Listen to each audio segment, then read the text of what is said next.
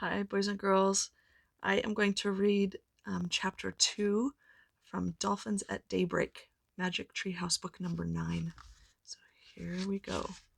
Remember yesterday both Annie and Jack, they had dreams about the treehouse being back, and so they went and there was Morgan Le Fay.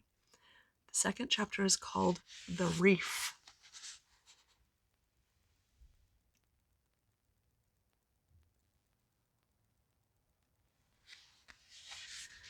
A breeze blew through the window. Seagulls cried.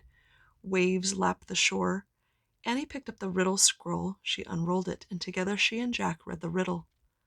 Rough and gray rock, I'm plain as plain can be, but hidden deep inside, there's a great beauty in me. What am I? Let's go find the answer, said Annie. She and Jack looked out the window. The treehouse wasn't in a tree. It was on the ground. Why is the ground pink? Said Jack. I don't know, said Annie, but I'm going out there. I'm going to do a little research first, said Jack. Annie climbed out the treehouse. Jack picked up the ocean book and flipped through it.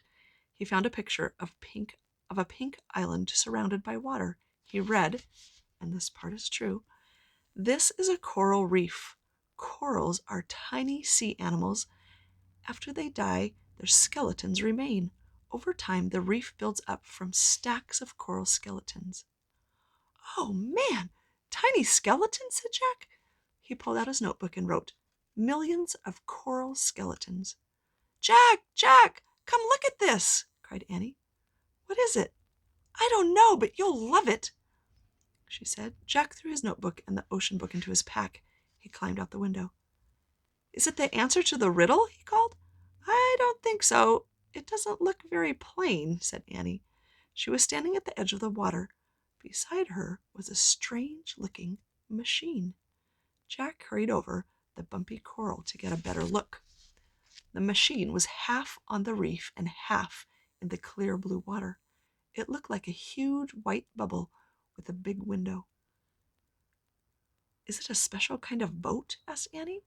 Jack found a picture of the machine in the ocean book, and he read, this part is true, scientists who study the ocean are called oceanographers. Sometimes they travel in small diving vessels called submersibles or mini-subs to study the ocean floor. It's a mini-sub, said Jack, and he pulled out his notebook. Let's get inside it, said Annie. No, said Jack. Actually, he did want to see what the sub looked like inside, but he shook his head. We can't. It's not ours. Just a teeny peek, said Annie. It might help us figure out the riddle.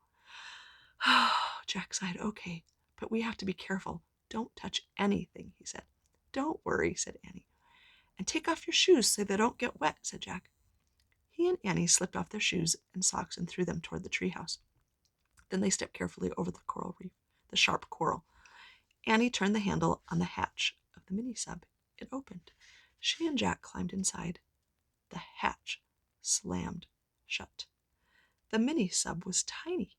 2 seats faced the big window. In front of the seats was a computer built into a control panel. Annie sat down. Jack opened the ocean book and read more on the mini-sub page. This part is true. Mini-subs have strong hulls to keep air in and protect those aboard from water pressure. Computers are used to guide the mini-sub through the ocean.